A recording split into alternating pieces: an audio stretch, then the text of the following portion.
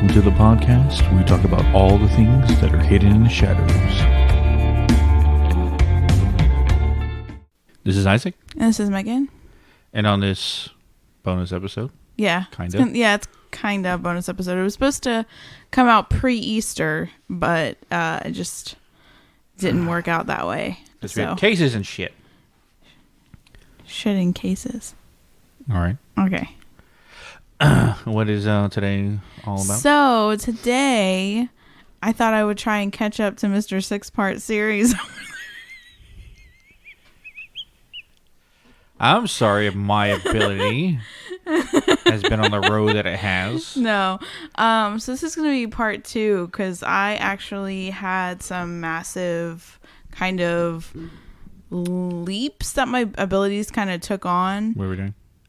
You still haven't. Oh yeah, sorry, I haven't told. Oh yeah. Okay. We're recording during the day, so that's different. So it's giving me a different vibe. I don't know, but it's gonna be about spiritual awakening because we've been asked about that, but also about my abilities part 2. Yes. So, and Isaac's here to give some perspective on what he sees, and kind of what I'm talking about because I think obviously he had a spiritual awakening as well. And so to get seriously you did, because when I talk about the definition of technically what a spiritual awakening is, or what people kind of give the definition of a spiritual awakening, you had one. Yeah, I guess so. Yeah, the whole connection to the higher self and getting in contact with my spirit guides. Hey, you're giving away the sausage right now. No, well, this is me, not you. Yeah. But I thought we would talk about that. So, in this episode, I'm going to talk about shielding, like how I put shields over specific spots, how I put shield over our house as a form of protection, a little bit about astral projection and remote viewing, kind of like even though we kind of talked about it in remote viewing, but a little bit more into that, kind of the waves that happens with spiritual awakening, especially if you have abilities. And yeah, basically in terms of spiritual awakening, conquering, meditation, protection, and grounding, because I think those are the 3 most important things when you kind of are going into all of that. Are you going to start? Yeah, we're going to start. I guess we can kind of talk about spiritual awakening because that's kind of like where I started. And recently, in fact, that's kind of why we kind of fell behind the beginning part of the year, because as soon as 2024 kind of rolled around, I went through like another spiritual awakening, because it kind of happens in waves. And for a good portion of the time, I was kind of stagnant. Like I would improve my abilities, practice, but for the most part, I was pretty stagnant. Like nothing super crazy new happened, like it did the beginning part of my journey, I should say. But technically, the definition to spiritual awakening is the call to higher consciousness or in a state of deeper mental awareness. So basically, the way I talk about it is that basically, for a good portion of us, we were put in a box majority of our lives. And it's kind of that spot that you get and it could be listening to a good portion of people are normally put in a box from the very, very beginning, whether it's religion, whether it's, different cultural things. Sometimes you're put in a box, to believe like paranormal doesn't exist. There's this and that, your purpose is to work a 9-to-5 job and that's it, like have a family, have kids and done. And kind of you get to this point, and sometimes it comes from listening to paranormal podcast or having an experience yourself that widens your ability to say, hey, there might be more to just this box than what was originally delivered to me. So you kind of start down different avenues. And I know a lot of people too, that's what ability started for them. It's kind of like you go through a spiritual awakening with your abilities as well, or your abilities were dormant and something sparks it to then start a spiritual awakening and branch you out that way.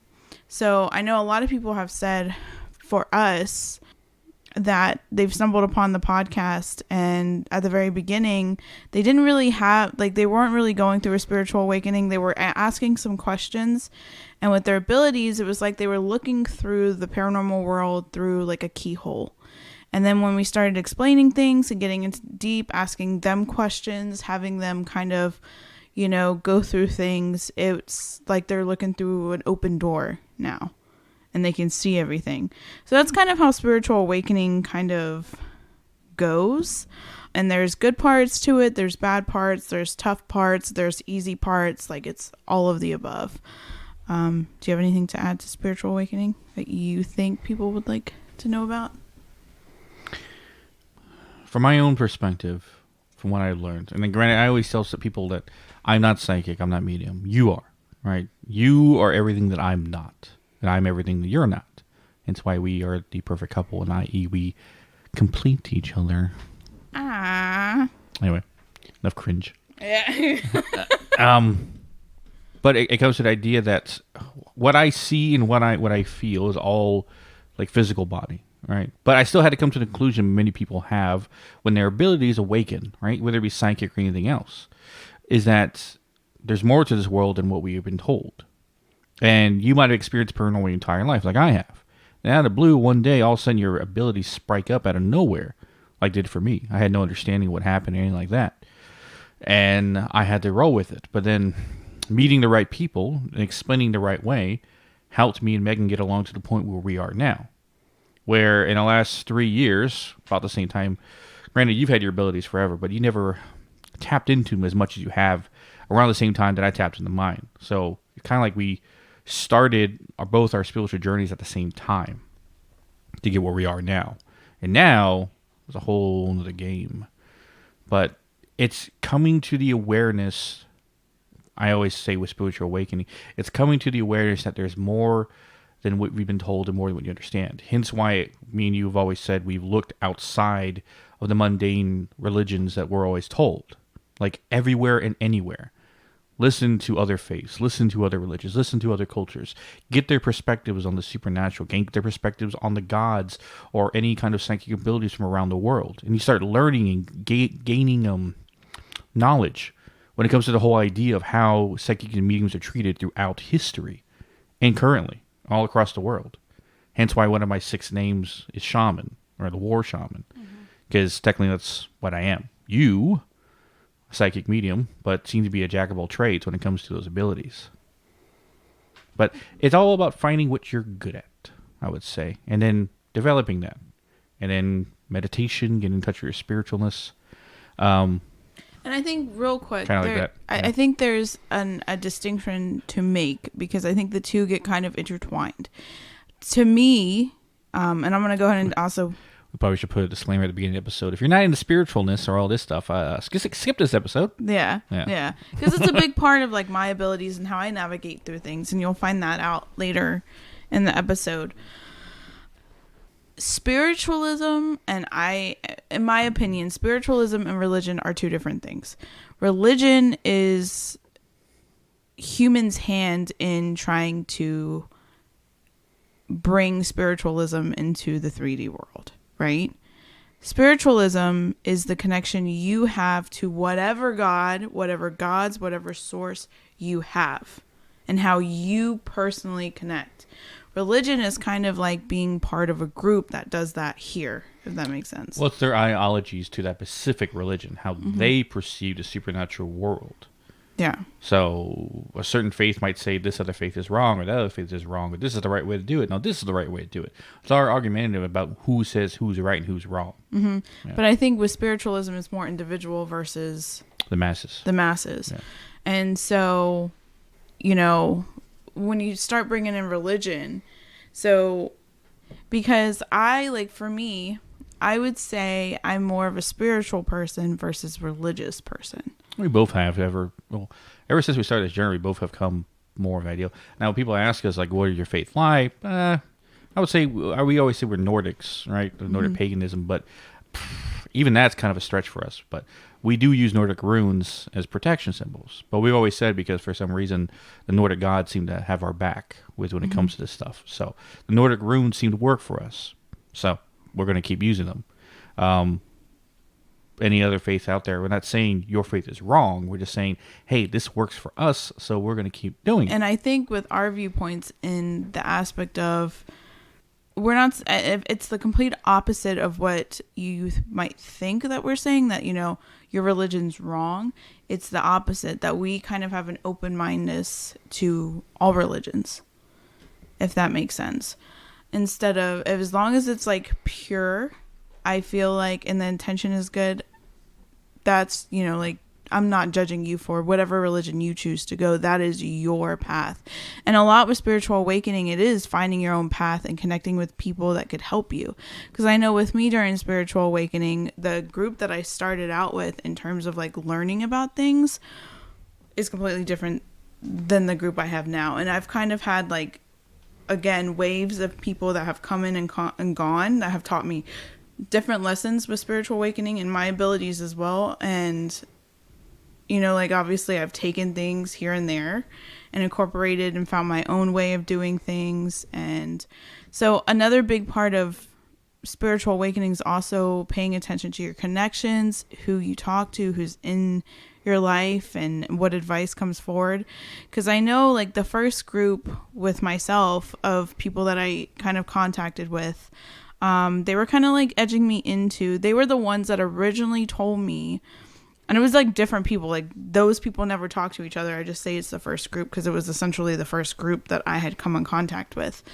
But they had told me, because I thought maybe at the very beginning that I was just a sensitive. I just could feel things and there wasn't too much more that I could do. I mean, until I started explaining to these people who were full-blown psychic mediums of the things that I was able to do.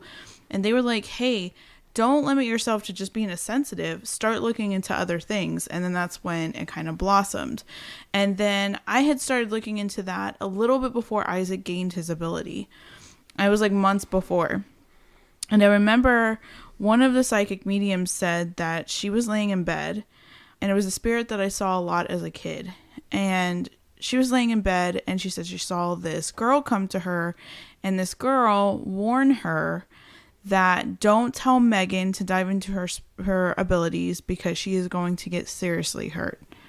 And the psychic medium was able to figure out that it was more of a dark attachment than it was like a guide or somebody that was just trying to protect me or whatever. Long story short, once Isaac got his abilities, I was able to have that attachment removed. But if I would have adhered to that spirit or attachment, I would have never dove into it. And once I dove into it, I mean, that's when I full blown was like seeing things and all of that. And one of the things, another one of the psychics told me, I don't think she's around anymore, like on social media and stuff. She was like super big when we started in with the paranormal community, but she had said, because I was telling her, you know, I'm confused as to, like, am I just going to be seeing things or what? Like, I'm kind of confused. And she says, well, I think you're going to have telepathy. And I was like, well, I don't know about that. That sounds, because at the time I didn't go through all these concepts, learned all these new things, dove into the parent. I didn't really have that on my back. I just had what I was told in that little box, what I was told with religion and some other things. And she said, well, don't like limit yourself. You know, you're limiting yourself too much. You're keeping in that box. You need to learn to break out of it, essentially. And it's easier said than done for others. It took me a little bit. I think it was a little bit easier for Isaac. But for me, it took a little bit. So, but Easier for me. I didn't know what I was doing. yeah, well, no, like I feel like he had already had sparks of this throughout his life. And this was kind of like the real like push you needed to get out of the box. Me, I was kind of like fearful of getting out of the box too much. And I kind of like retreated back in. I would go out, then come back in, go out, then come back in. So. And many things I thought I would do with my future. Never this would be one of them. Yeah, well, same. Yeah. But the one thing she told me to concentrate on was dreams. Like, focus on your dreams. That's where your bread and butter is, essentially. That's where your stuff is. And I've always had dreams. I've talked about on here. I've always had dreams as a kid of, like, premonition and things coming to me and whatever, whatnot. And it wasn't until I started focusing on that I started getting the understanding of astral projection. So I guess that's what we can kind of roll into, because that's probably the most proficient thing that I have. One thing I want to say before you go into that. Mm-hmm. When it comes to spiritual awakening and searching for the right guidance, never go to someone who will charge you money for guidance, because their entire prerogative is how much you can pay them. That is true, because those people that I tell that just said that helped me, they were willing to have a conversation with me. They were willing to help me out even without, like, I think they did readings and stuff like that, but they were still able to help me without charging me, if that makes sense. They were able to give me insights. What he's kind of talking about too is the people that go, well, I can tell you this, but you got to pay me for a reading first. Like, they have lesson plans for $120 for 3 hours, or go to this lesson plan for $300. Go to my class for free. They're charging money to teach you the basicness. And guess what? We're giving away the farm for free in this episode.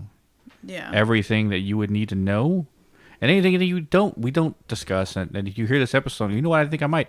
You can easily message us. Yeah. And we'll tell you for free. Yeah, and that's the thing, because I know a lot of times, and I will talk about it on this episode too, I've ran into people that gatekeep a lot of information, or will give you the recipe but give you the wrong ingredients. And you have to figure, and you're sitting there hitting the wall like, how is this so easy for this person, but this person, I'm doing what they said to do, and it's literally the wrong recipe. I don't know. People in Italian families, I know this because my family has done it, where they give the wrong recipe. Like, if you go and you say, oh, that's so-and-so, that's so good, what's the recipe? And they give you, like, instead of a 1 cup of flour, it's a half a cup of flour. So it's slightly off. Or they tell you that it has no flour in it and it's supposed to have flour. That's kind of the analogy that I get from that. Because this whole idea of spiritual awakening, which is if you're even paying attention closely to TikTok or Instagram or anything like that, you notice that a lot more psychic mediums are trying to sell themselves on TikTok and lives and stuff like that to gain more audience, but also gain more people, more customers, essentially. And this kind of mindset is creating what some influencer calling psychic psychosis.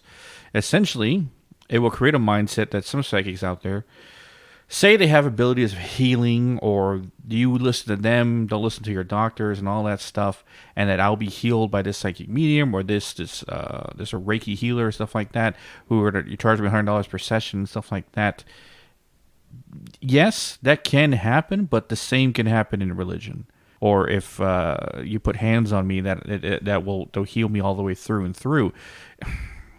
That same ideal mindset can be associated with psychic psychosis. If you believe a psychic or medium can tell you the exact future of what's going to happen, or they can heal your body, stuff like that. There are I'm talking few people in this entire world who have Reiki healing abilities that can heal anything. But they're not here, nor do they advertise their abilities, because it probably takes a lot out of them to do so. And same for psychic mediums. Connecting to the other side, yeah, there's plenty of people who can connect to the other side. Some more clear than others. Because, well, I think psychic abilities too, it's just like any kind of sense where you have people that have very, very, very poor eyesight that can't see at all. And then you have people that have excellent eyesight, that 20/20 vision their entire life. And I think it's just, or athleticism, or No, because we've always been asked the question, can anyone be psychic? Can anyone play basketball? Yeah. Anyone can pick up the ball, dribble a little bit, and shoot a shot. Is it going to be great? No. Not everyone's going to be good. Some people are all right. Some people are pretty good. And then you have the pro athletes, right? Those guys are great. And then you have your LeBron James, your Michael Jordans, right? Mm-hmm. These legends, these prodigies, these people that are the best of the best out of everyone. But everyone can play basketball. From the shortest, the tallest. People extremely uncoordinated, everyone can shoot a shot. Yes, everyone can be psychic to an extent. But not everyone can be great. Not everyone can be good. Less can be great. And you got even less that are the best of the best. But we all have the potential to do so. So, can anyone be psychic? Yes. But like I said, it. Some people were born with a higher intuitiveness And to the other side, and some of us are just, we call it sharp as a, we call it, there's an old analogy, sharp as a bowling ball. There we go. Yeah. But I think too, like, and then you break it down to there's different psychic traits. Like you might be like, for instance, in soccer, say you're really good, you have athleticism, really good at soccer. You may be a fantastic defender, but your offense might suck, or your shooting might suck, or your goalkeeping might suck. So it's the same thing as like with different. I wonder if anyone listening goes, I don't know shit about soccer. What are you talking about? Sorry. I played sports growing up. I know I've said this multiple times on the podcast, so that's the best analogy I have. But like, and then there's some people that can play defense, could be a goalie, could play offense, could do this and that, do different plays, and they're good, like a jack of all trades kind of. And like for me, like if I was playing on a soccer team, my position would probably astral projection and remote viewer. Like that would be my ideal position. That's why you're so short. You got shielding up there too. Oh yeah, shielding and like into it. But like I could play that, you know, and do it well. But and like I said, there's some people that could do past lives freaking phenomenal. They could see it clear like they're watching a movie and can retell every single detail. But can't know if there's a ghost in their house. Yeah, there's some people like that.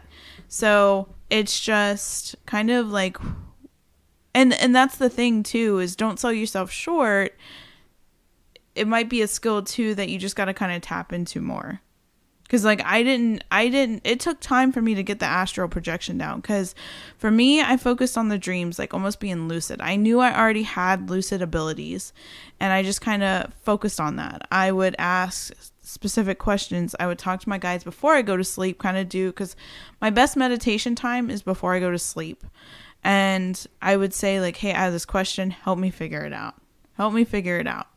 And I would start certain, like for instance with the shielding. Oh, well, hold on. Let me retreat back.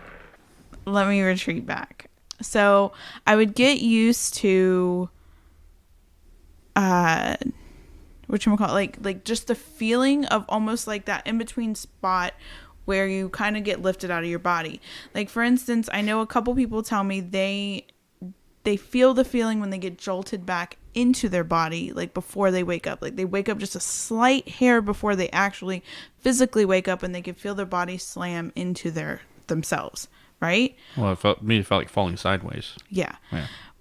Well, that's the start of it. If you focus on that feeling, right? That sense, that feeling, everything that it feels like, then you can also feel the opposite of yourself kind of going up, right?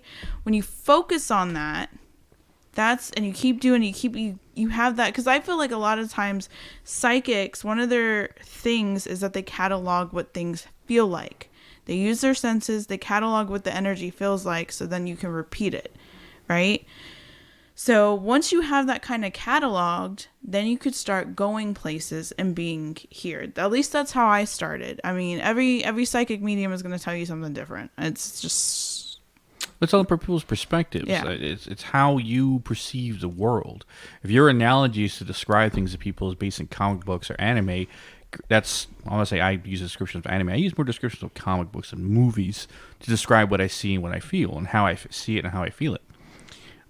But other people might describe it in a different way. It's all their perspectives of how they live their life. So Megan's remote viewing skills of what she sees is not what someone else remote views and sees. Though someone else could be on par with you on remote viewing, but they'll see or they experience something entirely different. That's true. Yeah. But that's the best way if I had to describe astral projection to someone. It's that feeling. It's that feeling of kind of like, I can't even describe it. It's like rising up, but it's like pulling yourself out of your body a little bit. But I know it sounds weird. No, I just remembered a perfect analogy. And it's from Twilight. Oh, jeez. For anybody just listening, he's an OG Twilight fan. I wouldn't say OG. Probably someone way before I was, but I'm a mega fan. Yeah. Anyway, I think it was Carlisle was describing the abilities of people. It wasn't Carlisle. Who was it? Someone fucking anyway. The whole thing was that it was describing why vampires have different abilities, but some are always the same, right? Everyone could be a shield, or everyone could be like this, but it's never the same kind of shield. It's never the same kind of attack or the same kind of ability. He said not everyone thinks the same way. So not everyone's going to have the same kind of ability. You can have some people who are both the same kind, but they're never going to be exact because no one ever thinks in the exact same way. So that's why psychic mediums might perceive their abilities differently in how they read it or how they experience it because they think in a different way than someone else would. Mm-hmm. So that's a better way of describing it. Yeah. And that's how I kind of feel. So taking that astral projection thing is how I kind of learned how to shield. So after astral projection, I kind of was able to start. A lot of times you'll hear people say, like, imagine a big ball of white light in front of you and you just kind of like shower yourself over. Started working with that concept. And that's where kind of shielding started. So one of my protection things that I used to do way back when, especially when we would paranormal investigate, was I would salt the house, which is mixing. I mean, they do this, like, they've done this centuries and centuries ago. I would take like natural healing herbs and scents like frankincense and myrrh, like fragrance oils, and I would mix it and I would sprinkle it in a dome shape. Well, not in a dome shape, but in like a big circle around the house. Basically, wherever I wanted that shield to go, it would go. And it worked. But then people start looking at you crazy when you start going and buying a whole shit ton of salt. It gets expensive. And I felt like it wasn't working as efficient. So I knew I had to up my protection because that's really when Isaac started imprisoning and stuff like that. So it was like everything was coming at the house. Like it was bizarre. And like I've said before, we live in a neighborhood where there's probably like 12 portals and crazy stuff like that. It's just a weird neighborhood. And I keep closing them. Yeah. And they keep popping up in different directions. Yeah. So I knew I had to do something. And one of the things that I did was I am a type that I get movie references. Not references, but I see like that's how I can compare things is like through movies and like visual stuff. And I was thinking and I was meditating and I was trying to figure out how the heck am I going to do this. I said, I wish I could like do this big dome over the house, right? That's what I kept envisioning was a big dome. And so I was like, well, what if I can astral project to the outside of the house, start kind of working on like light energy from like myself and kind of do the same motion that I would do with the salt, but create like a dome around the area, like remote view and astral project outside of the house, amp up essentially and go around like how, what is it, Quicksilver? Or the Flash. The Flash. I don't know why Quicksilver always pops up in my head. Anyway. You didn't even watch. I know I have not. Age of Ultron. Yeah. Anyways. But you know what I'm talking about. Like that same like really fast. So you just say a speedster. Yeah. And that's how I actually, when Isaac goes, Megan's going to go shield your house. That's what I do. Is I literally zoom to your house by remote viewing and astral projection and put that energy around your house. And it's far better than salting because like salt, I would literally have to do it every 2 weeks to a month. Not everyone can do what you have done, but a best alternative, yes, is salting.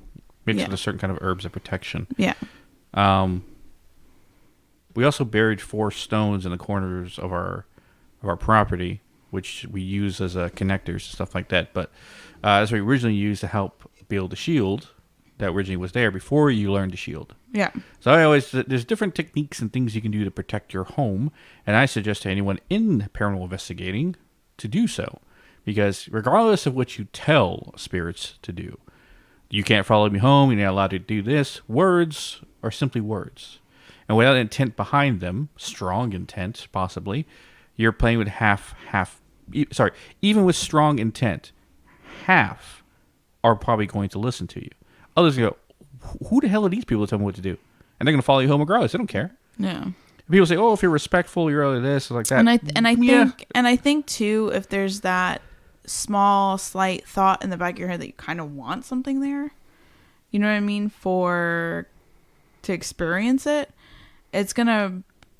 Best to say, a human spirit most likely will listen. Stay back. Yeah. But a dark entity who can care less about what you tell them to do, oh no. Game on. They will follow you home. They will do whatever they want because who are you to tell them otherwise? Yeah. So, as I always say, if you're in investigation world and you go to some shady places, some dark places, I suggest protecting your home at the fullest extent.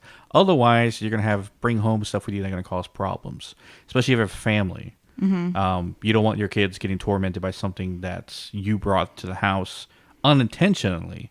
To your home. And after shielding, it kind of led to being able to shield myself, because I used to have to, holy crap, amp up on crystals and necklaces and bracelets.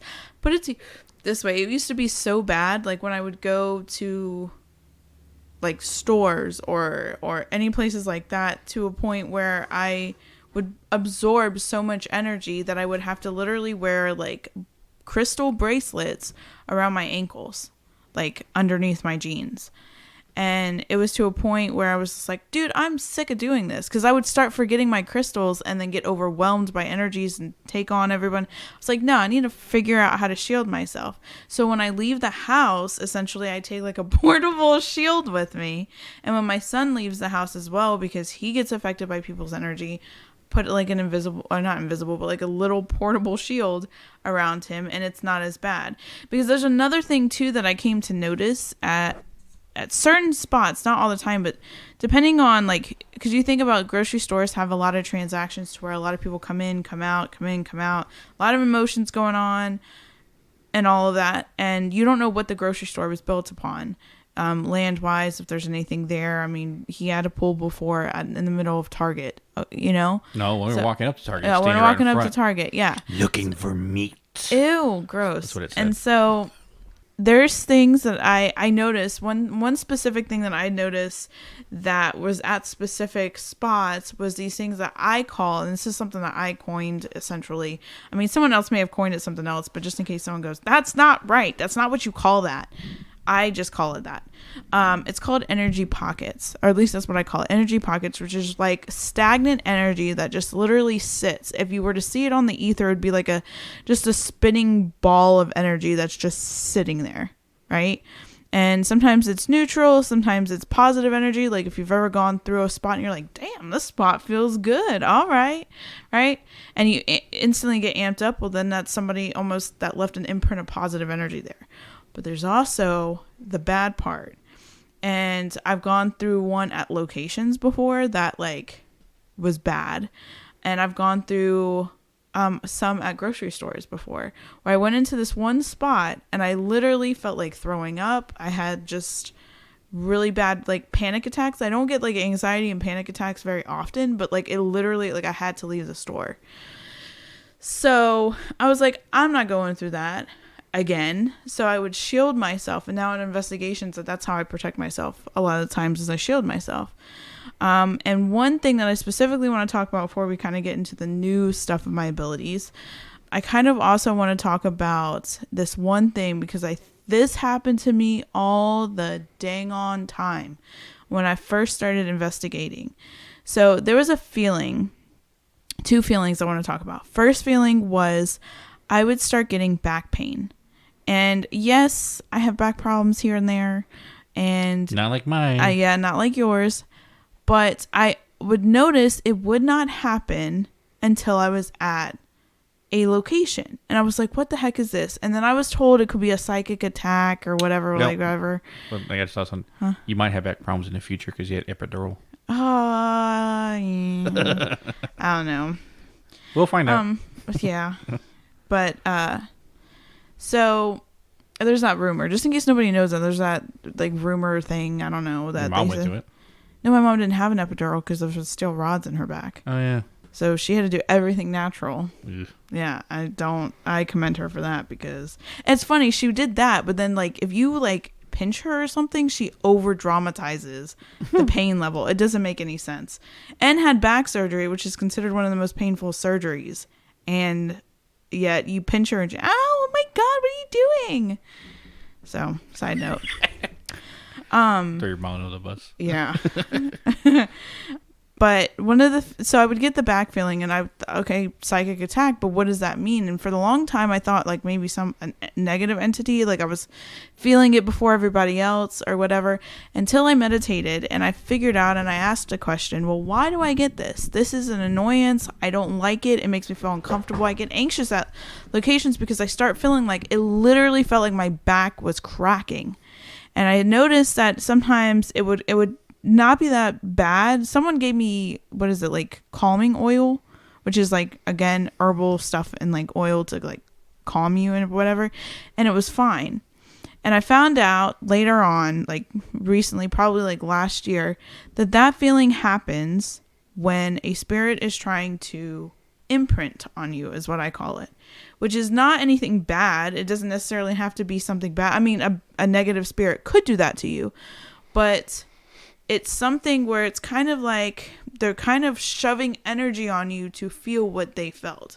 So if a spirit is trying to get you to kind of feel what they felt, feel their energy, kind of basically cut the line and say, hey, these people want you to hear them, but I want you to feel what I felt. That's what happens. And the reason why I kind of came to that conclusion is when we went out on an investigation with Michael and his family. His wife and I believe their daughter was complaining about their backs. And I was like, well, golly, I remember feeling that. I don't feel it so much more now. I mean, it has to be where I'm just completely getting bombarded by spirits for it to like go through the shield and kind of like make me start feeling it. Unless I kind of want to feel it and I allow it to be felt. But saying that, it's also important when you start feeling that, if you don't want to feel that, to say, hey, I get it. You want me to feel it, but step back. Because Mike used to always do that. At locations from our previous team, he used to always have to tell them, hey, you're starting to affect me. Back up. Because they're just so desperate to kind of get their voice heard. And depending on what's there and how, they don't want to wait any longer. If they got something to say. And if there's a big line of spirits essentially trying to communicate, they want to cut the line. So that's one thing to be aware of. Another thing to be aware of is, I know one thing that I did when I first started diving into abilities, and I still do it today, is when I'm getting a huge kind of like download or a huge just burst of energy from spirits, right? Like when they're really trying to just throw as much as they can at me to kind of understand their perspective and stuff like that, I will get these things that it could be the middle of summer and I start shivering. You know this, you've seen me, and I start shouting out words. And I remember somebody somewhere on one random page on one of those like healing pages, I don't even know, talked about it. And I think it's like shuddering or something like that. But it's essentially when you're just getting like a download and there's just a lot of energy being pointed towards you and it comes out that way. Because obviously when, something is trying to confirm, sometimes you'll feel like a warm feeling as confirmation or you feel a chill. Well, it's like an overload of that. So those are two kind of like physical things that you could feel that kind of, some skeptics might say, oh, it's just back pain and you're cold. But no, from my experience. Well, it's funny you said the chill thing. That's what I would feel when I would filter energy through myself. The old way when I used to pull energy. But it was strange. I'd be sweating in a hot outside, like it's just hot, and then all of a sudden like a chill ran up my spine and the neutral energy would leave me. But don't do that no more. I don't want no right side of my face gray and aged and the left side going, hey, we're still young. Yeah. And two, like everybody, what might be the thing for me may not be the thing for another psychic medium or for you listening. So it's just understanding and kind of sitting with yourself. And that's where meditation and kind of mindfulness kind of comes into play. Grounding yourself, all of that stuff comes into play on helping you kind of move along this process, whether you're have abilities or not, because it could definitely help calming of the mind, staying grounded and anchored, and having a spot where you can kind of brain dump at the end of the night and ask questions and kind of get answers, even for somebody that doesn't have ability. That doesn't have abilities. It could help. It help you kind of ease through life a little bit easier. But I guess we should kind of, and if you guys have any questions, please message us, because I don't mind answering. There's a group of people that I actually talk to on a daily basis about, we just throw ideas and perspectives and things off of each other. So if you want to do that, I don't mind talking to you. One thing I guess I have to make abundantly clear. Your abilities, I'm talking about you, I'm talking to whoever is listening to us right now. Your abilities were given to you for a specific reason. Same reasons I have mine and Megan has hers. And everyone's ever had abilities has had them for specific reasons. I wouldn't let anyone tell you otherwise. Because if you understand the whole existence of life and the idea is that if we live past lives, right, we choose our next. It means you chose your current life. You chose this vessel that you're in now. And it came with psychic abilities because you needed to do that.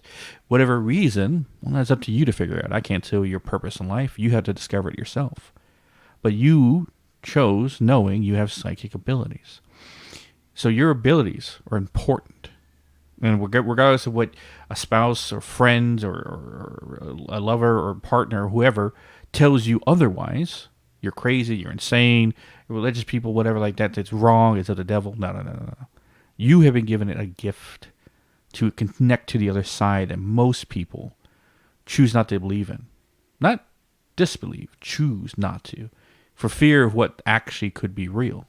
They're happy with their ignorance. But you have been given sight or sound to the other side more than anyone else. So, to disregard a gift that allows you to see the other side, to know what's there, to have connection with people who have crossed over to the other side, is a detriment to your own existence. So, I just thought I'd get that out there. Damn. All right, Mr. Should have you at conventions or something. I feel like you're going to be doing that in the future. Amping people up. Yeah. Like, that makes me want to go out there and just... We already are. Use my abilities. No, just kidding. So I guess we can kind of get into kind of like what's coming up now. So we have come to find out that I think that... So when I first started... So for anybody that knows, and they've probably... What? I had a hard time getting this out. Yeah, I know. It's like so many thoughts, and that's the thing. As I'm glad I'm doing this episode now, because I had recorded it way back when, like maybe like 6 months ago, and the audio was bad because it was just me doing it, and it just didn't feel right. Like I wanted to get it out because people were requesting it, but it just didn't feel right. And then now it feels more right than ever. Like to a point, I was like, if you don't want to record, I'm gonna record. Like. And a lot of things. And I know I'm probably going to miss some stuff, which is going to irritate me to no end. Well, that's why I have 6 parts.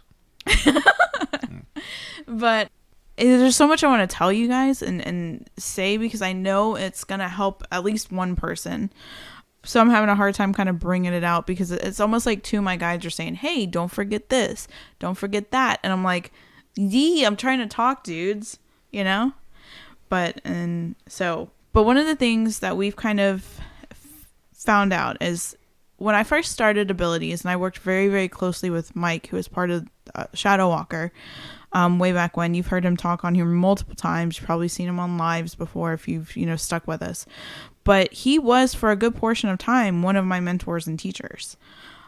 And one of the things he used to always tell me, and I never understood, was that I could scan memories. And I was like, what? Like, it was kind of like the same thing I got about the whole telepathy thing. I was like, I don't know if I'm going to be able to do that. It doesn't feel like I'm at that level yet. And I don't understand why. Until recently. Because So I've talked about intuition. I have very, very strong intuition. Every reading I've ever gotten, the first thing they bring up is intuition. Like, yo, your intuition has steered you right in life. I was like, yeah. When I see somebody, right, if I don't like them, no matter what they've done if they've done absolutely nothing wrong to me, but I don't like them, there is a reason why. And sometimes in life, I've gone, screw that. I like this person. I'm going to, or not like almost like my ego self is telling me I like this person. They've done nothing wrong. I'm just going to ignore what like my inner thought is saying and just hang out with them. And I've always been wrong when I've done that. We also learned that your degree of dislike, your emotion level against a person shows how strong, how do I put it, how much damage they can cause to you, depending on the strength of that. Granted, it could be just an annoying kind of like, it's not something to be terribly a problem, but it could be, essentially, versus, I do not like this person, get him away from me, I don't want to look at him. That's someone who most likely is going to cause a lot of problems. Yeah. If you ask me, and people that work with me are aware of this, and I bring it up to everybody because it's like I am pretty much a person that I don't like confrontation. I'm pretty much nice to everybody, but if I don't like you, I don't like you. I can't. And there's certain people that like I've ran into in life that it's like I don't even want to be in the same room as you. And it's almost like my alarm system in my body and in my head and stuff like that just goes, reew, reew, reew, get away from this person. Danger, where I was in danger. Yeah. And no one gets that reference. No. And I hate it because like sometimes it doesn't give me the answer right away. And that was the issue that I was having is I couldn't provide anybody any proof. I just said like, I don't like them. I don't like them. I don't like their energy. But also, we've also met a lot of other people we've talked to who said, oh, I got the same thing, right? Mm-hmm. Either read a person's aura or stuff like that. But for some people who don't know the reason why they don't like somebody, but they know they just say they don't, we have a perfect conclusion now. We've figured out a reason why. Mm-hmm. Yeah. So this is going to make a lot of people uncomfortable to be around you now. Oh, I know. But there, and this is where I'm going to get at. So with this kind of like, I don't know how to explain it. This realization that I've had recently, it makes sense as to, there's a couple of things. So I know if you've heard me multiple times on here say, I always feel like there's so much information locked in my subconscious, but trying to get it out is a pain in the ass. It comes out in dreams sometimes, but for the most part, it's just like stuck there. And that's the thing I'm kind of working on next is being able, just like I can astral project on command without being asleep, I can be awake. I don't even have to close my eyes. I kind of want to be able to pull from my subconscious when I can. So we have come to find out that when I look at a person, I pretty much scan their memories. And if there's a memory that would cause an act or stuff like that would cause issues, it brings, like, it's almost like somebody going through, what are those little things at like the airports that go off when a metal detector? Yes, thank you. It's a lot of thoughts going through my head right now. Sorry. No, we were talking about that, and I created a perfect analogy. Essentially, you see people's evil, you see their sin, essentially. No, and don't say that. It's what it is. I know he's like, oh shit. People are like, oh fuck that. You don't. Thing is though, you don't know what it is. You know there's something there. Granted, it could be something, like I said, the level of emotion determines what it is. So it could be something done in the past, something like that you have a weird feeling about that person, and it doesn't affect now. Or it's someone doing something right now, and it hits way like that. I should say this, okay? And this is, I'm going to laugh because I know some of these people listen to the podcast, but if you talk shit about me and Isaac and have very ill intentions, I know who you are. I know who you are. You made a lot of buttholes pucker up right now. No. I'm dead serious. I'm sorry, but that is the facts. I know exactly when it happens. I know who is doing it. And that's what I think also makes me a good candidate to pick out like evil eye stuff. Like I work with a lot of people. I don't really talk about these type of cases, but people that get sent evil eye stuff and negative energy, I work very closely with them and help them get through that. Because when it comes to that kind of stuff, like I can pick it up. Like I will be scrolling through Instagram, and a team that maybe we thought would be nice to us has the complete opposite interactions. Or not but complete opposite intent. And it saves me from a lot of, like, obviously sometimes when you're involved in a big community, you kind of like just try and get along with everybody, right? Mm-hmm. It's obviously a very intense community at times, but I know exactly who to steer away from. That's the best thing to put. Steer away from, not to work with, because I know their intentions are not kind towards us. No, because like I said, you're seeing their evil. You're seeing what they can do, what they're thinking now, what their ideals of you or something like that, who can affect or damage us in the future. Hence why that's why I say you mind the field of potential problems when it comes to certain people. And this, as I said, this is what we have come to conclusion with if you have the same kind of ability, you look at someone and you don't like them, and you don't understand why. You're subconsciously, I don't know if you're scanning the memories, but you have subconscious information that you don't know to yourself. You just interpret it through feeling and emotion of what that person is. That person could be doing something right now, could have done something in the past, or is planning to do something that is going to be to your detriment, that's going to be a problem for you. Hence why your subconscious form, your higher self, is telling you, get out of this person's way, avoid them at all costs. Mm-hmm. They're going to be a problem, depending on the strength of the emotion. Mm-hmm. And that's what we were talking about this like a week ago, yeah. And then we come to the conclusion that is why, right? That's why, because you're scanning memories. How do we come to the scanning memory conclusion? That's the interesting thing. Remember, you touch the earth. Oh, yeah. Okay, so it started. So, like I said, I started having crazy, like, downloads and crazy, like, going through abilities and stuff like that. And I started looking at objects and kind of seeing glimpses and kind of, like, how they got to me, right?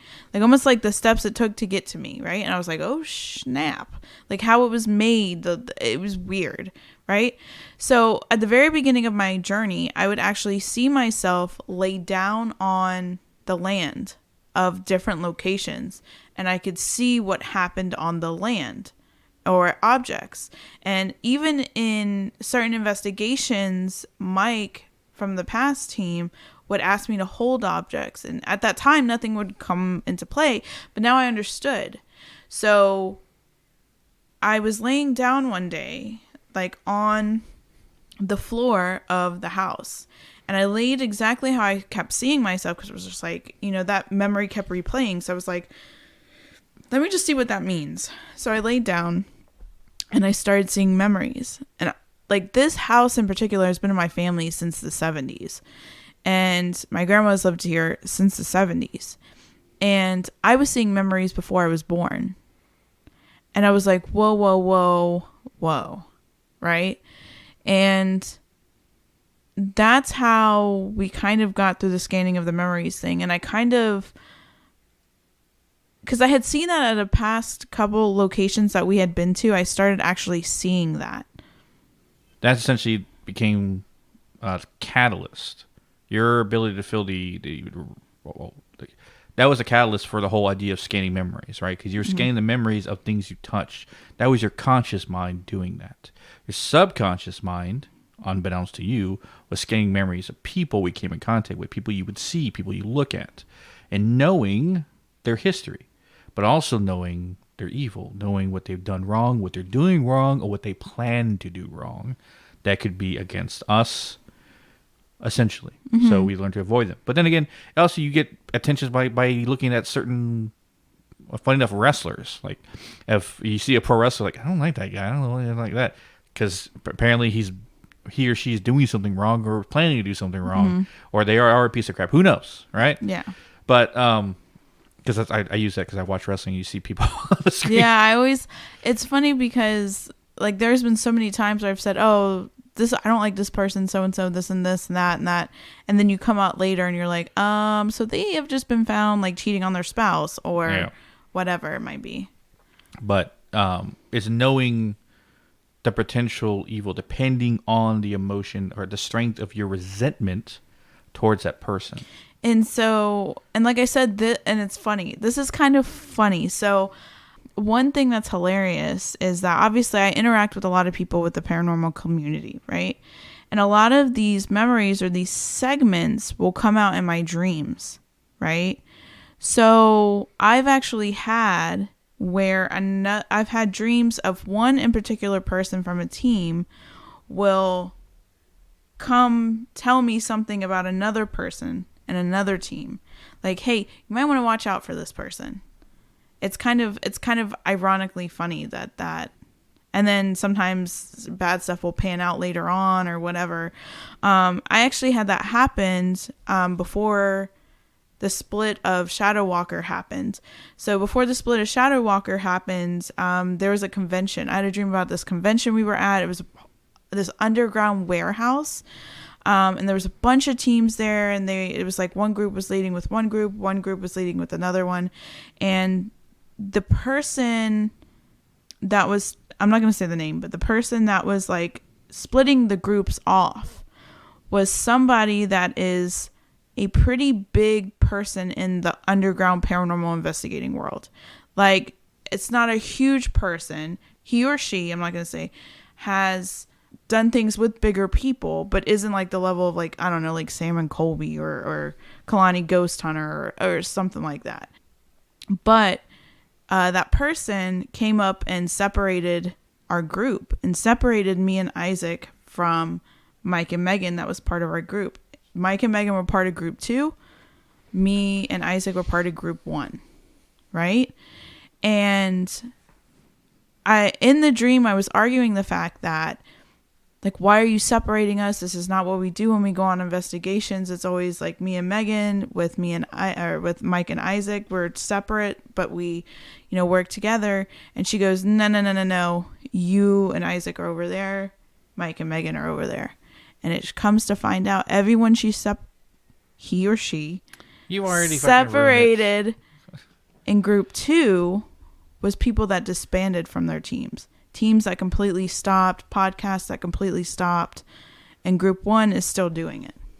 So that's just like what happens. So as I said, more people are going to be more uncomfortable around you now because they're going to wonder, can she know my darkest secrets? No, well, not really. It doesn't work like that. Well, I don't know how it's going to work in the future. I know I'm going to put some sort of boundary for myself, so I'm not just, I don't want to be to the level of where I don't want to be to the level where I'm touching somebody or somebody touches me. It's probably why I don't like hugs, to be quite honest. I don't like people touching me. But I don't want to be to that level where I touch someone touches me, and I see everything. I just don't want to. I'd rather just know the feeling of bother with them or don't bother with them. So I was telling Mike from Another Paranormal, I was like, count yourself lucky that you're in our circle of associated people, because obviously whatever you think was bad you've done in your life obviously wasn't bad enough that that Megan feels like we can't work together. Yeah. And it goes with everyone we associate with, everyone we've ever worked with, everyone that we continue to work with, that continue to talk to, continue to gain their information. You're all fine. Regardless of what you think the bad thing you've done in your life is, it's not that bad. No. It's not bad enough that we don't want to work with you. Mm-mm. So, no, it's very few people. There's like, maybe I can count on one hand right now the couple people that I'm staying away from. So it's not anything. But also it helps you root out the charlatans. Yeah. Yeah. Yeah. And it's just like I said, I don't like confrontation, so it's kind of like my own personal way to avoid that, because I just me. I don't know.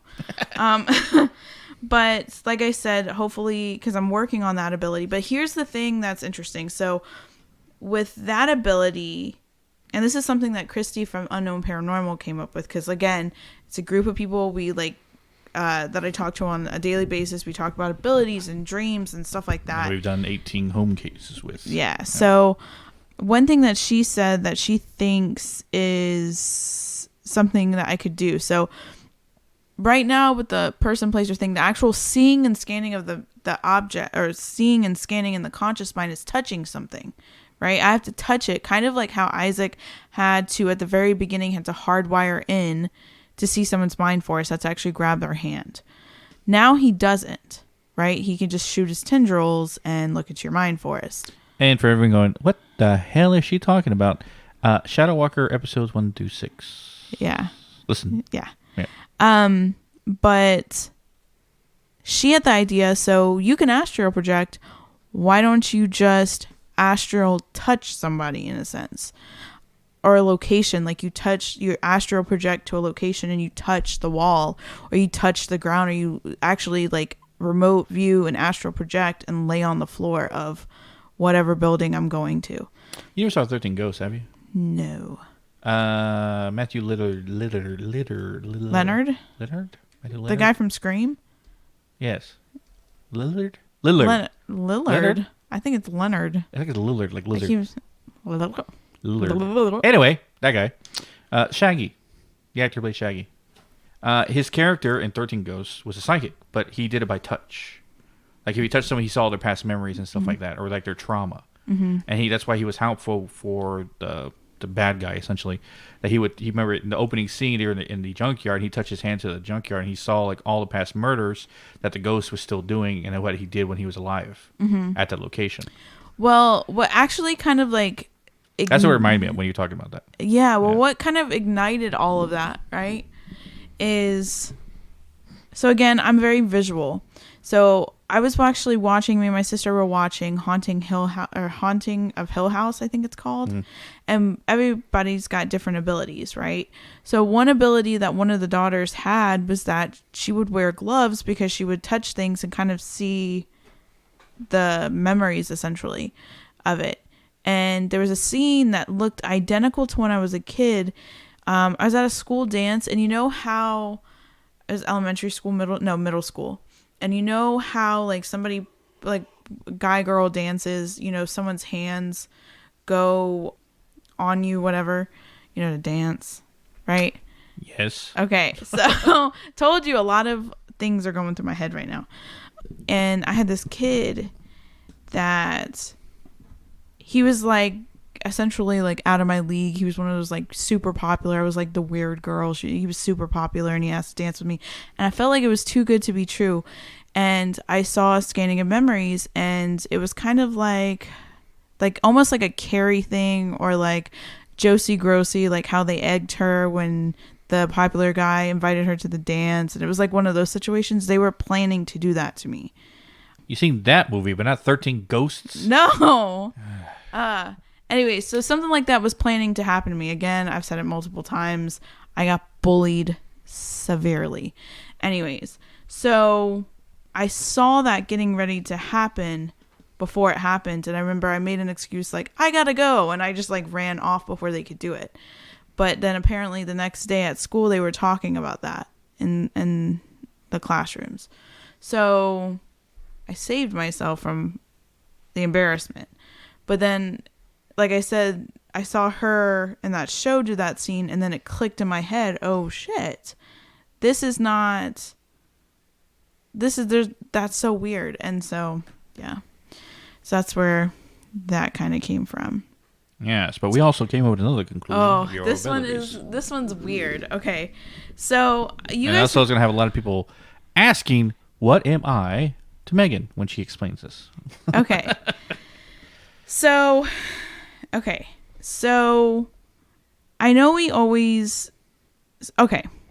So I will say I had a little bit of a funky situation happen where I astral projected recently and I couldn't get back to my body, if that makes sense, which is going to make people go, what the Yeah. So if you astral project, just please be careful because apparently, that can happen.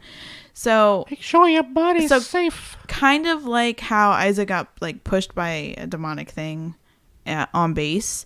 This is kind of my equivalent to that. So I was going off. I was channeling information from when I was a kid. When I was a kid, there was certain, and I don't really talk about this part on here a lot, but there were certain time periods where I would black out. And I was trying to figure out, why did I do that as a kid? Like, what was that? Right? So I was kind of channeling that. I was kind of like focusing on where that energy was connected to, like following the cable back, following the fish line back, right?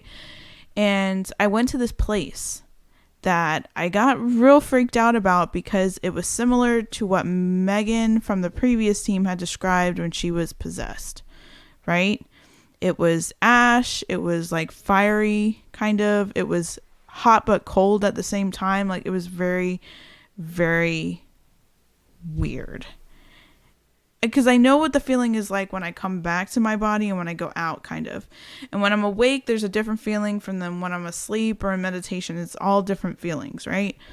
And so I realized, why am I here? I want to go back to my body. Why am I here? I want to go back to my body.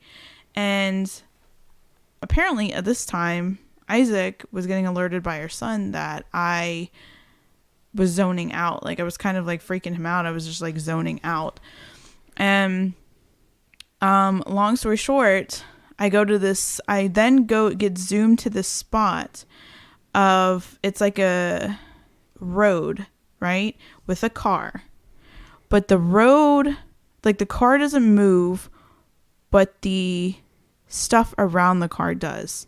Almost like you can slide and move and manipulate what's around the car, but the car itself doesn't. Stationary, right? And I noticed, why am I outside of the car and what is that thing inside the car, right? And this all happened in the span of like 5 to 10 minutes, maybe at the most. I'm like, what the hell? And then something in me just kind of said like, hey, you're supposed to be in that car. Get in that car, right? And so I see this thing, and it's not necessarily driving because the car is stationary, but it's and it's this thing. I mean, that looks very dark, okay? And so I basically went up to the front window. I was like, what the hell are you doing? Get the fuck out of my car, right?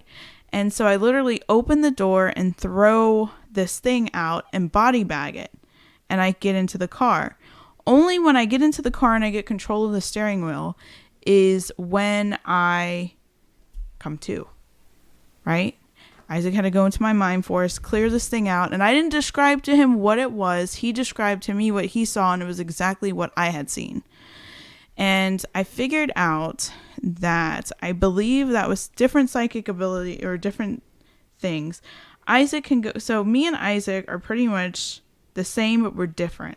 Like I said, we complete each other. Oh my gosh, Isaac. So how he can see, how did we say it?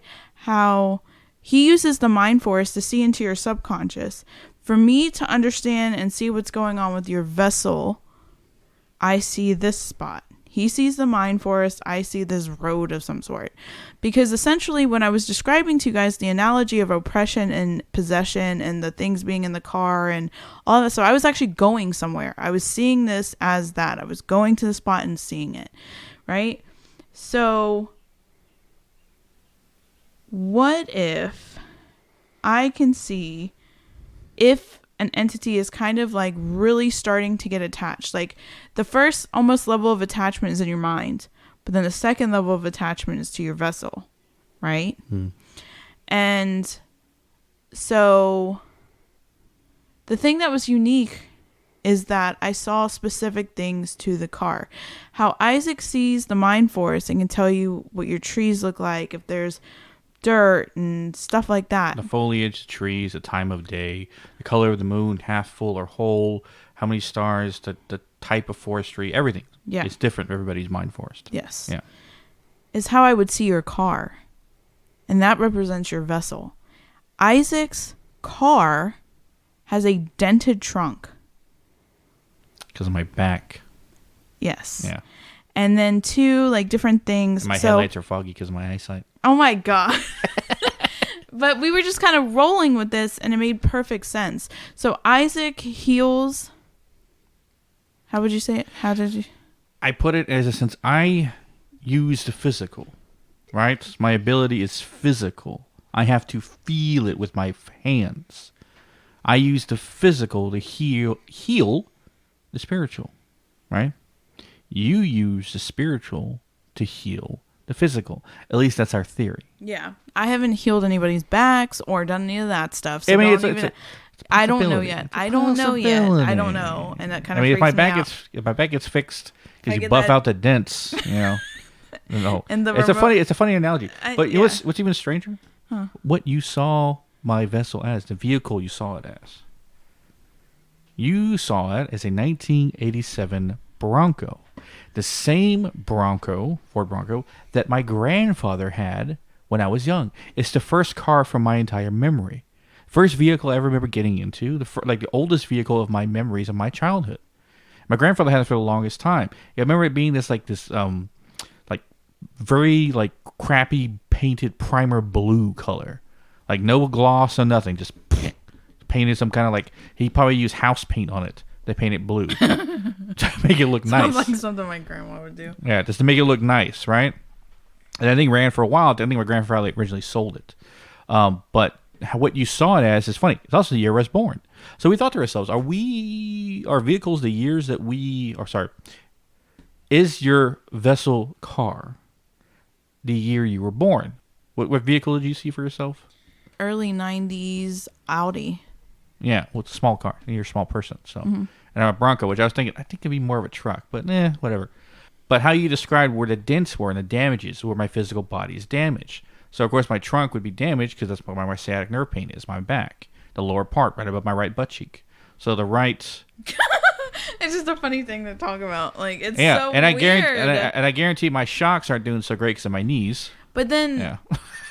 But so, automotive and it's a weird thing, but it's how you see it is a perfectly reason because you describe possession or oppression. Yeah. Yes, and that came to me. That wasn't just a thing that I just okay, but that's the thing, and that's also going back to abilities in general. Your imagination is your greatest.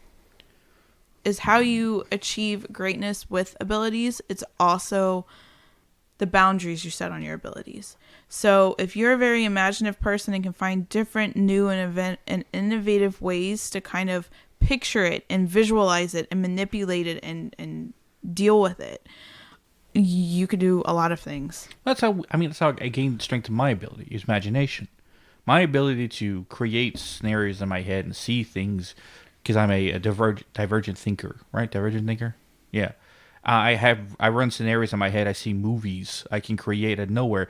On my inner monologue, I can change the accent of any time I want to, because my mind is that kind of, which also allowed me to manifest things into creation.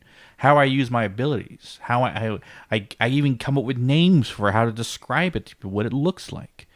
That's all because of my imagination. And the same goes for anybody out there. How you describe what you see and how you feel it will also help you understand your abilities better.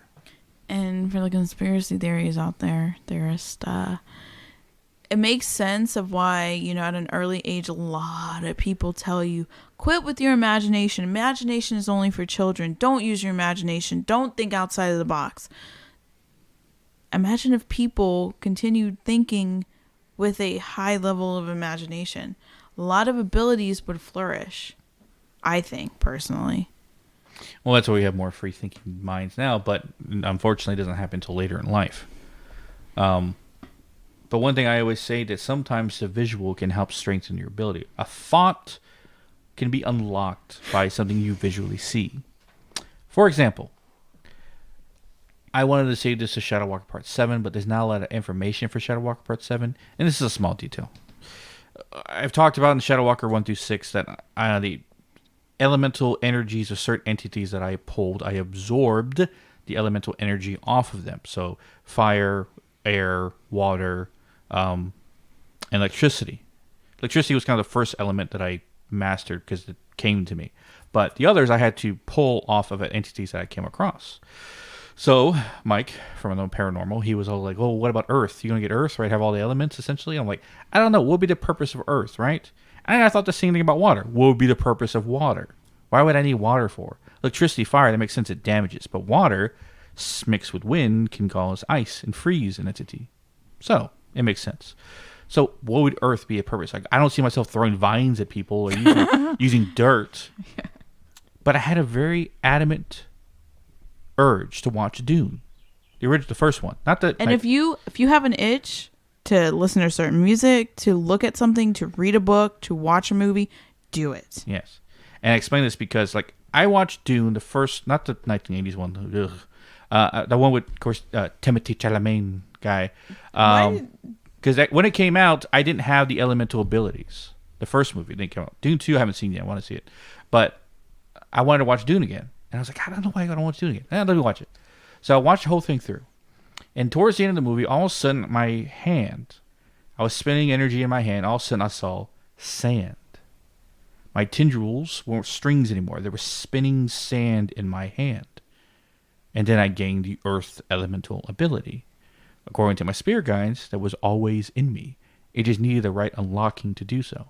Knowing that I can control elemental abilities with my tendrils led me to that. But I didn't know which earth elemental that I could control until I saw how sand moves and undulates like water. And every grain of sand is a piece of my tendril when I can pour it into the location. So combining the wind tornado and the sand, creating basically a sandstorm, I can pull more energy from a location because every grain of sand, and we all know how small grains of sands are because we get them in our shoes and it's impossible to get out. Imagine every little grain of sand is a piece of my tendril pulling dark energy from a location. I can get into every crack and crevice of a location and pull every piece, minuscule microscopic piece of dark energy from a location. Therefore, creating my ability stronger than it already was. Now I have all the elements in my hand. Well, electricity can really be considered an element, but the others. Because I watched Dune. That made me wonder. You know, how you even said from watching Haunting in Hill House. Yeah. And you also got ideas from watching Stranger Things, The Upside Down. We have described in other episodes before. So sometimes a piece of media can give you the visualization of an idea that you didn't have before. That unlock a thought, a process of thinking, a way to establish your abilities that you could even consider. Even music. Sometimes you listen to a certain piece of music, all of a sudden, boom, you get an idea like, I didn't think of it like that. And then all of a sudden you now can strengthen your ability. I could tell you, like, I guess the original piece that kind of sparked all of the memory thing was actually watching Wednesday. Yeah. When she would touch, I mean, I don't do that dramatic, like, or arch the head back kind of thing. Your eyes rolling back your head. Yeah, that would be weird. But, like, for instance, another thing that I don't really even talk about, too, is, like, when I'm at locations, sometimes a spirit will almost, like, channel onto me what happened to them. There's been multiple times, like, I've wanted to cry, I've wanted to scream, I've wanted to say certain things that aren't even, it doesn't even sound like me. But I hold that back because whoever we're with, I don't want to freak anybody out or anybody on lives or whatever. But I hold back on that. But that has been a lot of times. So I guess that is a good place to stop.